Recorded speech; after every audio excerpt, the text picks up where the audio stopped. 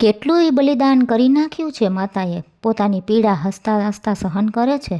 બાકી થાકી જાય તો પણ પ્રેમથી જમાડે છે.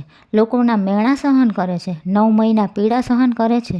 ઘરની જવાબદારી જરૂર પિતા પર હોય છે, પણ ઘરને ચલાવનાર અને સંભાળનાર એક માતા જ હોય છે, જે પોતાના સંતાનને ભૂખ્યા જોઈ નથી શકતી. માતા પિતા પોતાની ખુશી બલિદાન કરીને આપણને ખુશ રાખે છે, અને આપણે શું કરીએ છીએ? કંઈ જ નહીં. ઉંમર થતાં માતાની ચિંતા વધે છે કે મારા દીકરા કે દીકરીના લગ્ન થશે કે નહીં થાય, અને પિતાની ચિંતા વધે છે કે હું લગ્નમાં ખર્ચો કેવી રીતે કરીશ, પૈસા ક્યાંથી લાવીશ. માતા પિતાની હંમેશા કદર કરજો સાહેબ. જો એકવાર તેમનો હાથ છૂટી ગયો ને, તો દુનિયામાં કોઈ હાથ પકડનાર નહીં મળે. દુનિયા ફક્ત હાથ જોડાવા માટે છે. એટલો વહેમ ના રાખો કે દુનિયા હાથ પકડીને તમને સાચો રસ્તો બતાવશે.